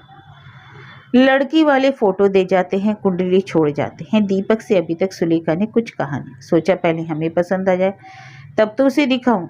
और देखते देखते एक लड़की की तस्वीर बहुत पसंद आ गई। बड़ी बड़ी आंखें, पतली नाक, हंसमुख चेहरे पर रौनक। पार्ट 1 की परीक्षा दी है अभी। यही यही लड़की ठीक है। ऐसे ही चेहरे की कल्पना की थी सुलेखा ने। कई दिनों से रात में देर से लौट रहा था दीपक। सुलेखा इंतजार करती थी। आज थोड़ी देर पहले आया। जल्दी से खाना परोस दिया सुलेखा ने। फिर जब दीपक सोने चला, हंसते हुए सुलेखा पास आकर बैठी। बड़े दिनों तक सुलेखा का ऐसा चेहरा दिखाई नहीं पड़ा था। अच्छा, क्या दीपक को कुछ भी पता नहीं चलता है? कुछ भी अनुमान नहीं लगाता वह? भीतर ही भीतर क्या चल रहा है उसकी कोई खबर नहीं है उसे। है अवश्य। फिर भी अबोध की तरह बोला, माँ आज बड़ी खुश दिख रही हो, समिति से बहुत बड़ा ऑर्डर मिल गया है क्या? अरे मैं क्या उसी के लिए? वह तो छोड़ने ही वाली थी, उनकी तबीयत खराब होने से। खैर जाने दे वह बात, अभी देखकर बता तो सी ये लड़की कैसी है। दीपक बड़े आग्रह के साथ देखकर बोला, वाह देखने में अच्छी खासी। किसकी फोटो है? तिंडी की सहेली की है क्या? सुन लो बात। पुराने दिनों की तरह सुरीली आवाज में सुलेखा बोली, मैं भला क्यों तिन्नी की सहेली की तस्वीर लेकर घूमती फिरूं? तेरे लिए देख रही हूं ये लड़की। मेरे लिए? दीपक मानो आसमान से गिरा। देख रही हो मतलब शादी के लिए लड़की देख रही हो? दिमाग खराब हो गया है क्या तुम्हारा? सुलेखा को पता है शुरू में लड़के ऐसे ही नखरे दिखाते हैं, इसलिए बोली, ओह बेटे की शादी के लिए लड़की ढूंढना क्या पागलपन का लक्षण है? तब तो देश भर के लोग पागल हैं। परसों रविवार को देखने चलेंगे, ऐसा तय हुआ है। तू भी हमारे साथ चलेगा? बार बार देखने जाना ठीक नहीं। मगर मुझे तो फोटो देखकर ही। दीपक ने एक बार फोटो को उठाकर घुमा फिरा कर देखा, हंसकर बोला, यह लड़की तो मुझसे कम से कम 10 साल छोटी होगी। सुलेखा ने जोड़कर देख लिया। ठीक ही कहता है दीपक। फिर भी जोड़ देकर बोली, हाँ ऐसे ही 10 साल कह दिया, 8-9 वर्ष की तो छोटी होगी। पर तो क्या हुआ, इतने अंतर में शादी नहीं होती? होती क्यों नहीं, 20-25 वर्ष के अंतर में भी होती है, मगर सभी नहीं करते हैं। सुलेखा समझी कि बेटे को फोटो पसंद आ गया, मगर वही आजकल का फैशन, उम्र का काफी अंतर पुराने जमाने में चलता था। इसलिए तर्क के रास्ते ना जाकर सुलेखा ने बात को आसान बना देने की कोशिश की। बोली, क्यों नहीं, होने का क्या है? ज्यादा उम्र की लड़की बहू बनकर आने से पति के घर को अपना नहीं कह सकती, समझे? कम उम्र की सभी लड़कियां अपना लेती हैं क्या? हाँ वही स्वाभाविक है, क्योंकि तब तक उनका व्यक्तित्व सुदृढ़ नहीं हो पाता। अधिक उम्र में अपना एक व्यक्तित्व हो जाता है, दूसरे परिवार में आने पर निरंतर संघर्ष होता रहता है। माँ, तुम्हारी राय में तुम्हारे छोटे बेटे का दृढ़ व्यक्तित्व होने की उम्र नहीं हुई अभी। सुलेखा जरा सहम कर बोली, लड़की की बात और है। सुलेखा जरा सहम कर बोली, लड़कों की बात और है। ठीक है, फिर तुम्हारी छोटी कन्या का? सुलेखा तंग आकर बोली। अरे मेरे नसीब से मेरी बेटियां पैदा होते ही बालिग हो जाती है, वह बात जाने थी। थोड़ा झिझक कर फिर सुलेखा बोली, पति पत्नी हम उम्र होने से थोड़ी मुश्किल होती है। बेटे को चुप देखकर सुलेखा फिर खुलकर समझाने की कोशिश करने लगी। लड़कियां जल्दी बूढ़ी हो जाती हैं, लड़के नहीं होते। यह तो हरदम दिखाई देता है, 40 का पुरुष बिल्कुल युवक और 40 की महिला प्रौढ़। इसलिए मानसिक क्षमता भी नहीं रहती है। और कुछ कुछ कहती हुई सुलेखा की सारी बातें ध्यान से सुनकर दीपक बोला, हाँ माँ, तुम वकील होती तो नाम कमाती, मगर यहाँ कोई तर्क काम नहीं आएगा। तुम्हें बहू लाने के लिए लड़की ढूंढने की जरूरत नहीं, वह बहुत पहले से ठीक है। पहले से ही बहू ठीक है? उसकी टूटी फूटी आवाज से जो शब्द निकले उसे सुलेखा खुद ही नहीं समझ पाई। दीपक ने ही समझा दिया, हाँ बहुत पहले से। मेरे साथ उसी वर्ष पास किया था उसने भी। ओ लड़की डॉक्टर? हाँ बुरा क्या है, अच्छा ही तो है। घर में कोई बीमार हो तो बिना फीस के 2-2 डॉक्टर मिल जाएंगे तुम्हें। सुलेखा ने ऐसी हल्की बातों पर ध्यान नहीं दिया, रूखे गंभीर स्वर में बोली, अगर तेरे मन में यही था तो पहले बताया क्यों नहीं? व्यर्थ ही इतने लोगों के साथ किचकिच हुआ इतने दिनों तक। वह तो तुम भी मुझे पहले बता सकती थी माँ, तुम्हें दिखाई नहीं देता इतने लोग आते जाते हैं? वह इसमें देखने का क्या? आदमी आदमी के ही घर आता है, इसमें देखने वाली क्या बात है? तुम्हें समझ में नहीं आया? दीपक अब गंभीर हो गया, बोला शायद समझ रहा था, केवल यही नहीं समझ में आ रहा था कि मुझसे बिना पूछे मेरी शादी का रिश्ता कैसे किया जा रहा है। आस टूट जाने के कारण सुलेखा उग्र होकर बोली, तूने कभी कहा था कि शादी नहीं करेगा? दीपक बेझिझक होकर बोला, कभी नहीं, आज भी नहीं कहता हूँ, केवल इतना ही कह रहा हूँ कि तुम्हें लड़की खोजने का कष्ट नहीं उठाना पड़ेगा। शादी करनी है तभी तो पहले से दुल्हन चुनकर रखी है। सुलेखा चलिए उस फोटो को निशित के ऊपर पटक कर तीखे स्वर में बोली, मैंने बेटियों पर रोक टोक नहीं की, इसलिए वे बिगड़ गई, मगर बेटे की जिम्मेदारी तो तुम्हारी थी, उसका क्या हुआ? क्या हुआ? निशित ने पूछा। जो हुआ, एक सांस में कह गई सुलेखा, बेटे के लिए लड़की देखने की कोई जरूरत नहीं। 5 साल से लड़की ठीक है उसके लिए, उसी के साथ पढ़ती थी, गुजराती, धात्री विद्या में स्वर्ण पदक प्राप्त और ऊंची डिग्री लेने के लिए विलायत गई हुई। लौट कर आएगी तो शादी होगी, दीपक को उसी का इंतजार है। रूप? सुना है वैसा रूप बंगाली घरों में शायद ही मिलता हो, वहां भी अधिक नहीं मिलता। वह लड़की भी दीपक की दीवानी है, शादी करके जाना चाहती थी, पर दीपक ने ही रोक दिया, यह कहकर कि पढ़ाई में दिल नहीं लगेगा। फिर इस लड़के के लिए उसके माता पिता पार्ट 2 में पढ़ रही एक सीधी सादी लड़की की तस्वीर लेकर बहादुरी दिखाने गए थे। कहने गए थे आंखें कितनी बड़ी बड़ी हैं, देखा है? और सपने देखे थे उसी कमसीन लड़की को घर लाकर सबको दिखाएंगे कि बहू भी कितनी अपनी हो सकती है, कितना प्यार दिया जा सकता है उसे। सुलेखा शर्म से धरती पे गड़ गई। अपनी तुच्छता का एहसास आज ही उसे सबसे अधिक हुआ। सुलेखा इतनी तुच्छ है और उसका बेटा इतना मूल्यवान। ऐसी मनस्थिति में ईरा आई। कई दिनों की छुट्टी में सोचा था ईरा के पास अपने दिल की भड़ास निकाल लेगी, मगर बेटी को देखकर अपने आप में ही सिमट गई। इन चंद महीनों में, हाँ चंद ही महीने हुए, साल भी नहीं हुआ, इतना बदल गई ईरा। पहले तो बाहरी परिवर्तन पर ध्यान गया, पहले से सांवली हो गई और सेहत भारी, सामने के बाल काफी हल्के हो गए। सब कुछ मिलाकर उस पर उम्र की एक छाप पड़ गई। उसके चेहरे से ही लगता है वह एक शिक्षिका है। भीतरी परिवर्तन और भी स्पष्ट है। चिट्ठी तो ईरा लिखती थी, मगर इतने दिनों बाद आकर यहाँ की कोई बात नहीं पूछ रही, केवल वहीं की बात कर रही है। गांव की मधुर प्राकृतिक सुषमा की बात, ग्रामीण लोगों के दुख दर्द की बात, ग्रामीण लोगों की सरलता की बातें कह रही है। वह अपनी छात्राओं की बात कह रही है, उसे कितना चाहते हैं और उसका कितना लिहाज करते हैं वे। ईरा पहले कभी इतनी बातें नहीं करती थी, अब कर रही है। पहले कभी अपने बारे में बात करना उसे अच्छा नहीं लगता, अब लग रहा है।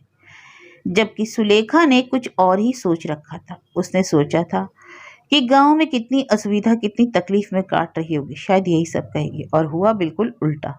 उसे दिक्कत तो जो पता चला वह तो विशेष आनंददायक नहीं था। और फिर हर बात पर ईरा की तुलना करना और उस तुलना में कलकत्ते से उसे ऊंचा दिखाना, यह किसने सोचा था? जब खाने बैठी, माँ तुम्हारे हाथों का खाना खाकर दिल खुश हो गया, ना कहकर बोली, तुम लोग इतना घी तेल मसाला डालकर पकाती हो, ऐसे क्या स्वादिष्ट हो जाते हैं। वह बोर्डिंग की बामंदी थोड़े ही उपकरण में कैसा अच्छा पका लेती है। मामूली सब्जी, केले का फूल, अरोई का साग, यह सब इतना स्वादिष्ट हो सकता है? अब जान रही है इरा। पहले पता नहीं था, अब वह दूध भी पीने लगी है। चाय के बदले एक शाम दूध पीती है। सुलेखा को हैरान कर इरा हंस हंस कर कहने लगी, सोच सकती हो माँ, मैं गिलास भरकर दूध पी रही हूँ। सुलेखा कह नहीं पाई, कैसे सोच सकूंगी, मेरे लिए तो यह सचमुच अकल्पनीय है। अथवा यह भी नहीं कह पाई, अकाल में लोग क्या नहीं खाते, वहां तेरे मुंह के सामने खाना लेकर रात दिन खुशामद करने वाला तो कोई नहीं, इसलिए दूध भी अमृत लग रहा है और मामूली सब्जी भी स्वादिष्ट लग रही। धीरे धीरे बोली, जो भी हो, गांव की चीजें खेत से ताजा आती हैं, उनका स्वाद ही अलग होता है। कलकत्ते के दूध में वह स्वाद कहाँ, वहां के दूध का स्वाद ही अलग है। क्या इस लड़की के सामने सुलेखा रोकर दुखड़ा सुनाएगी कि सुन, तेरे भैया ने निष्ठुरता की बात की, सुन, फिर भी कह दिया उसने किसी एक समय ने भैया को कटघरे में ना खड़ा कर माँ बाप को ही खड़ा कर दिया। बोली, अरे मैं कहती हूँ, एक बार भी भैया से बिना पूछे किस बूते पर तुम लोग उसके लिए लड़की देखने लग गए? किस बूते पर?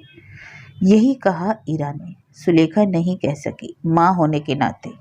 इरा, दीपक को लेकर मैं कुछ अधिक ही निश्चिंत थी, नहीं सोचा था कि मेरी बेटियों से भी निष्ठुर निकलेगा। वह इतना ही बोली। अरे अकेले में नहीं, तेरे बाबूजी ने भी हिम्मत की थी, बल्कि मुझसे पहले ही। इरा बोली, यही सोचकर तो और हैरान हो रही हूँ माँ। चलो तुम्हारी अकल तो उतनी तेज नहीं, मगर बाबूजी क्या सोचकर भैया को बिना बताए लड़की वालों से बात करने चलाने लगे? सुलेखा की आवाज भारी हो गई। बोली, तुम लोग ही सब ऐसे बनोगे? कैसे पता चलेगा? इस दुनिया में सभी अपने बेटे बेटियों की शादी की चेष्टा कर रहे हैं, शादियां हो भी रही हैं, जिसकी जैसी हैसियत वैसे ही गाजे बाजे के साथ कर रहे हैं। क्यों, क्या तुम लोगों ने ही नहीं देखा या नहीं सुना कभी? मेरी बात को छोड़कर माँ। सुलेखा वैसे ही अफसोस के साथ बोली, अभी ऐसा कह रही है, बाद में पता चलेगा उसी गांव में किसी चमार के लड़के से ब्याह करने की प्रतिज्ञा कर ली तूने। चमार? हाय हाय, अपनी बड़ी बेटी के बारे में ऐसी ऊंची धारणा। हंस पड़ी, फिर तुरंत गंभीर होकर बोली, ऐसा अगर होता भी तो कोई आश्चर्य की बात नहीं माँ। आज की दुनिया में वह कोई नई घटना नहीं। एक कहावत है ना, जिससे हुई आंखें चार, वह क्या डोम क्या चमार। इरा की बातचीत भी बुजुर्गों जैसी होने लगी।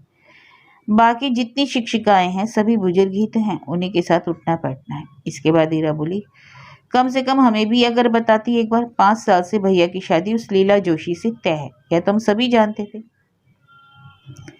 तुम सभी जानते थे? जानते भी थे, देखा भी था उस लड़की को।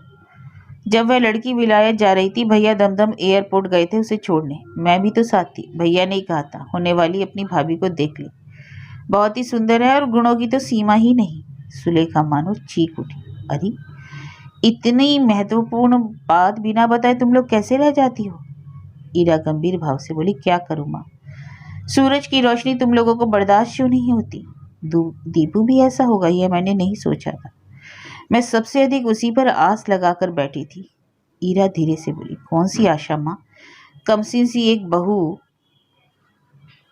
आएगी, तुम्हारे पीछे पीछे घूमेगी, पोते पोतियों से तुम्हारा घर भर देगी और बाद में बड़ी होकर गृहस्थी को लेकर तुमसे छीना झपट्टी करेगी, यही ना? इससे अधिक और क्या? और इस लीला जोशी को, उसके समाज का भी धन कुबेर ब्याह कर कृतार्थ हो जाता है। ऐसी मूल्यवान लड़की, धनी बाप की इकलौती बेटी, वह तुम्हारे बेटे के लिए दीवानी है। यह गौरव की बात है या अगौरव की? धीमी आवाज में सुलेखा बोली, लाभ हानि, जमा खर्च और हिसाब लगाना क्या दुनिया में यही है केवल? नहीं तो और क्या, इसे मान लेने से ही तकलीफ कम हो जाती है। क्यों? उस लड़की के घर वालों ने तो आपत्ति नहीं की, वह भी तो एक भिन्न समाज, भिन्न हैसियत के बंगाली लड़के से शादी कर रही है।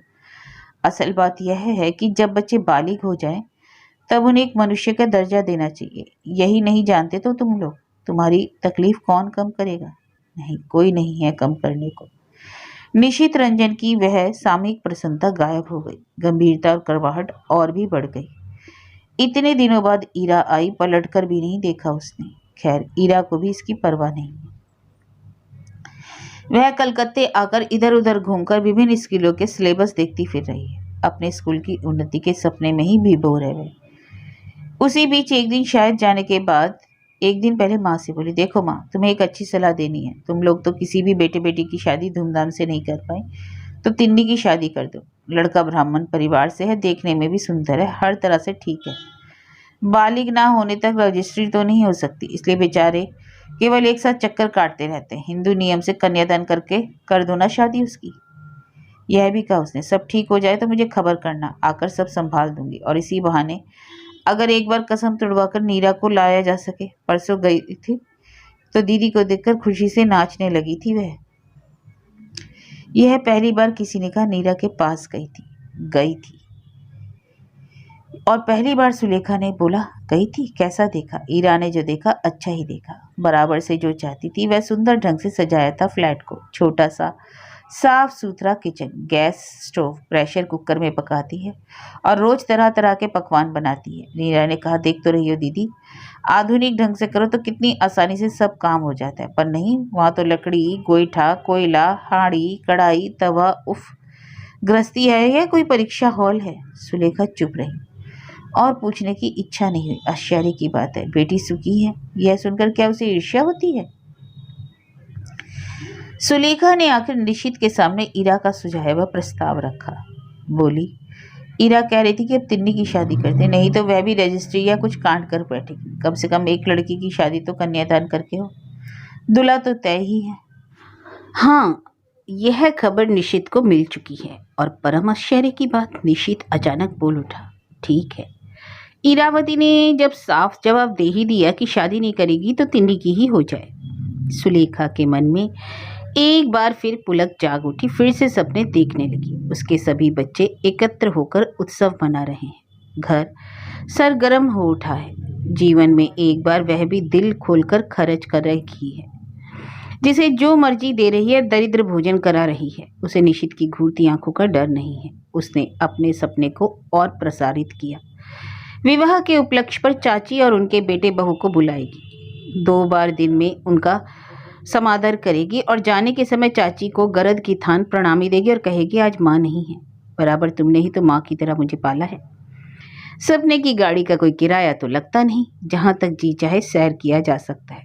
इसलिए ससुराल के भी जहाँ जितने रिश्तेदार हैं उनके पास चली सुलेखा। उनको निमंत्रण देकर लाती है। अतिथि सत्कार कैसे किया जाता है दिखा देती है। सबने सुलेखा को नन्हे नन्हे बच्चों की माँ के रूप में ही तो देखा है। उसके बाद चुप्पी रही। बेटे के उपनयन पर आडंबर करने की बात निशित ने उड़ा दी। जब स्कॉलरशिप लेकर बेटे ने पास किया तो रिश्तेदारों को मिठाई खिलाने की इच्छा व्यक्त की थी सुलेखा ने। उसे भी फिजूल खर्ची कहकर टाल दिया निशित ने। सुलेखा के घर पर कभी किसी बहाने भी बोझ नहीं हुआ, जबकि जीवन भर ये लोग दूसरों के घर न्योता पूरा करने के लिए जाते रहे। वह ऋण चुकाने का दिन आएगा। वह निशित पर जोर डालेगी, करना ही होगा यह सब। ले देकर एक ही बेटी की शादी तो कर रहे हो तुम। सुलेखा की रात की नींद गायब हो गई। वह मन ही मन दुकानों में घूमती फिरती रही। साड़ी ब्लाउज के ढेर लाकर घर में इकट्ठा करती रही। गहने की दुकान पर जाकर गहने खरीदती रही। हालांकि उसके पास कुछ खास गहने नहीं थे, फिर भी शादी में जो कुछ मिला था उसमें से कुछ बचे कुचे थे। निशित अपनी बेटी को जो चाहे दे, अपनी तरफ से सुलेखा अलग अलग से कुछ देगी। तिन्नी को सजने का बड़ा शौक है। अगर सुलेखा सोई भी तो सपनों में ही खोई रही। उस सपने में उसका घर रोशनियों से सजकर खिल उठा। शहनाई बजी, अतिथियों का दल उपहार लेकर आता रहा और शायद नीरा भी। नीरा अच्छे घर में गई है, शायद वह छोटी बहन के लिए कीमती सुंदर साड़ी ले आएगी। तिन्नी से तो सभी प्यार करते हैं। तब सुलेखा नीरा से कहेगी, देख लिया ना, तुम सब बेवकूफ़ थे, तिन्नी चलाकर वह जीत गई। अच्छा, सुलेखा इतने सपने देखती ही क्यों है, इतना शौक ही क्यों है? मगर शौक है भी तो कितने छोटे छोटे, कितने तुच्छ। कोई बड़ा सपना देखने की क्षमता सुलेखा में है ही नहीं। निशित एक खाता खरीद कर लाया था और चुपके अंदाज से उसमें कुछ हिसाब लिख रहा था। उसके मन में भी वैसा कुछ न सही कुछ वासनाएं अंगड़ाई ले रही थी, मगर इनकी सारी आशाओं पर पानी फिर गया। निशित तैयार था, पर उसकी बेटी ही राजी नहीं हुई, सचमुच नहीं हुई। तिन्नी दीदी से बोली, दीदी माँ से कहना अचानक इस तरह छोड़ देने के बाद जमकर पकड़ना क्यों। ईरा बोली, अब क्यों से क्या काम? बाबूजी अगर कन्यादान कर शादी कर दे तो अच्छा ही तो है, अपने आप करती तो काफ़ी दिन इंतजार करना पड़ता है या नहीं। तिन्नी रूठे हुए स्वर में बोली, वही करेंगे, हम में इतनी हिम्मत तो नहीं थी, तुम्ही लोगों ने बढ़ा दिया है। हमें सोचना पड़ा कि हमें अपने पैरों पर खड़ा होना पड़ेगा, इंतजार करना पड़ेगा। ईरा बोली, अरे उससे क्या हुआ जब बाबूजी मान गए। तिन्नी, वही प्यारी सी तिन्नी, वह भी नीरा की तरह ही तमतमाते चेहरे से बोली, जब शादी के लिए दीवानी हो रही थी तब तो हुई नहीं। जब तुम लोगों की थोड़ी सी दया मिलने से निहाल हो जाती तब वह दया मिली नहीं। अब और जरूरत नहीं। जरूरत नहीं मतलब? नहीं, अब वह इच्छापुर रेलवे ट्रेनिंग स्कूल में भर्ती हो गया है। मैं भी सोच रही हूँ बीएड कर लूँ, और यह सब पूरा होते होते उम्र भी हो जाएगी। माँ की बड़ी इच्छा थी रे, ममता भरी आवाज में इरा बोली। मगर तिन्नी इस आवेग से प्रभावित नहीं हुई, ही करती हुई बोली, तो तू ही क्यों नहीं कर लेती? माँ की इच्छा पूरी हो जाती, तुझे ही तो पहले करना चाहिए था। बहुत बकवास करती है आजकल, चुपचाप बैठ, शादी हो जाने दे। वह छोकरा भी तो मर रहा है। मर रहा था जरूर, पर अब मना लिया है मन को, इरा ने डांट लगाकर कहा। इधर रोज धरना देना तो छोड़ता नहीं। तिन्नी हंसी से लौटने लगी, बोली, ठीक ही कह रही है दीदी, इतना समझती हूँ। कंगले की तरह रोज आने की जरूरत नहीं, सुने तब तो। इरा जाकर बोली, माँ बाबूजी से कह देना बेटी की शादी का झंझट उन्हें उठाना ही नहीं पड़ेगा। वह अभी शादी करने के लिए राजी नहीं है। राजी नहीं है तिन्नी? तू बोली अभी बीएड करना चाहती है, और वह लड़का भी इच्छापुर में किसी ट्रेनिंग स्कूल में भर्ती हो गया। सुलेखा बैठ गई। तुझसे मजाक तो नहीं किया उसने? मजाक क्यों करेगी? सुलेखा को आंखों के सामने सब धुंधला सा लगने लगा। बोली, मगर तिन्नी तो कब से शादी के लिए? वही तो बोली, जब शादी के लिए मरी जा रही थी तब किसी ने पलट कर नहीं देखा। जब तुम लोगों की थोड़ी सी दया पाकर निहाल हो जाती तब दया मिली नहीं। अब और जरूरत नहीं, अधिकार की उम्र हो जाए बस, तुम्हारी दया के बिना ही शादी हो जाएगी। सुलेखा अवाक होकर बोली, तिन्नी ने कही है सब बात? कहेगी क्यों नहीं, बड़ी नहीं हो गई? फिर भी सुलेखा तिन्नी के पास गई। बोली, क्या कहा तूने दीदी से? क्या कहूँगी? किसके बारे में? शादी के बारे में। ओह, मैंने कहा इसकी जरूरत नहीं है। शादी की जरूरत नहीं है तुझे? नहीं, तुम्हें शादी करने की जरूरत नहीं है। सुलेखा निशित के पास जाकर बोली, तिन्नी के लिए अब तुम्हें सोचने की जरूरत नहीं है। इसका मतलब? इस नए आक्रमण से निशित तिलमिला उठा। सुलेखा अविचलित स्वर में बोली, इसका मतलब जरूरत नहीं है, तिन्नी ने कहा है। अब तक अगर इंतजार कर ही लिया तो थोड़े दिनों के लिए नीचे क्यों हो जाऊं? जिस समय हमारे प्रति दया दिखाने से निहाल हो जाती, जब ऐसे प्रस्ताव से मुट्ठी में चांद मिल जाता, तब दया नहीं की, अब और उसकी जरूरत नहीं। जरूरत नहीं क्या मतलब? हाँ, अब उन्हें किसी की जरूरत नहीं है। सुलेखा की सहायता की जरूरत नहीं है। कितने झूठे बहाने करके, कितने कौशल करके उन्हें पिता की नाराजगी से बचाती रहती थी। कैसी कैसी मुश्किल बातों के लिए उन्हें राजी कराकर बच्चों को खुश करती थी। यह सब कुछ अब उन्हें नहीं चाहिए। एक बार तिन्नी स्कूल से दार्जिलिंग जाना चाहती थी। निशित ने कहा था, वह सब बड़े घर की लड़कियों का काम है, कह देना घर से अनुमति नहीं है। तिन्नी के उमड़ते आंसुओं से विचलित होकर कितने तर्क और युक्तियां लगाकर सम्मति दिलवा दी थी सुलेखा ने। फिर भी निशित ने कहा था, ऐसे ही तो नहीं ले जाएंगे, मुट्ठी भरकर रुपए देने होंगे, मेरे पास उतना पैसा नहीं। वह जिम्मेदारी भी सुलेखा ने उठा ली थी, मौसी से अग्रिम लेकर। लेकिन अब तिन्नी को माँ की सहायता की आवश्यकता नहीं है। उनकी जिंदगी में सुलेखा की आवश्यकता समाप्त हो गई है। मगर इस पर तो सुलेखा को खुशी होना चाहिए, उसे छुट्टी मिल गई। तो फिर इस तरह क्यों टूट रही है सुलेखा? बच्चों को अगर जीवन भर ही माँ बाप की जरूरत हो तो वह क्या खुशी की बात होगी? उनके प्यार की दुनिया में तुम्हारी जगह हो, यही काफी नहीं। यह बात सुलेखा की समझ में नहीं आती। अपने आप को तुच्छ समझने वाली सुलेखा खुद को अनावश्यक समझकर ही दुखी हो गई। मगर बाहर से फिर भी उतना पता नहीं चला। दिन रात अपने नियम से कटने लगे। मौसम बदलता रहा। सुलेखा की छुट्टी के दिनों का भयंकर खालीपन भी धीरे धीरे बिना किसी के ही भरता गया, जैसे सिकुड़ गया हो, किनारे मुड़ गए हो। अब हर हफ्ते राशन आता है, प्रतिदिन बाजार से सामान आता है, 10 दिन छोड़ छोड़ कर धोबी आता जाता है, ग्वाला दोनों शाम। जाड़े से पहले सुलेखा गर्म कपड़ों को धूप दिखाती है, रजाई के गिलाफ पहनाकर रखती है। बैसाख में वह तुलसी के पौधे को जलधारा देती है। भूत चतुर्दशी के दिन 14 साग मंगवाना नहीं भूलती है। पूष संक्रांति के दिन नए धान का शगुन करती है और भादों की संक्रांति को अरुई का साग बनाती है। 12 महीने में 52 किस्म के नियम पालती थी वह, जो उसकी सास सिखाकर गई थी। बच्चे हंस हंस कर कहते थे, वह सब माँ का बिजनेस है, वह सब कुछ चल रहा है। किसके लिए यह नियम चालू रखती है सुलेखा को पता नहीं, फिर भी चलाए जा रही है। केवल उसका असली बिजनेस बंद हो गया है, मगर इसलिए तो नहीं बंद है कि सुलेखा ने थककर काम के बोझ को कंधे से उतार दिया। अब जरूरत नहीं पड़ती है। दीपक ढेर सारे रुपए लाकर घर में दे रहा है। आजकल इरा भी काफी भेजती है और दोनों बार बार कहते हैं, अब यह काम छोड़ो, अब यह काम छोड़ो। जो दीपक किसी जमाने में जेब टटोलते टटोलते माँ से 15 रुपए लेकर कहता था, तुमने बचा लिया माँ, उस दीपक की जेब में हमेशा ही कितने रुपए अब मौजूद रहते हैं। तिन्नी की मांग भैया की जेब से ही पूरी हो जाती है। फिर भला क्यों अपनी उंगलियां दुखाकर सुलेखा मशीन चलाती रहेगी।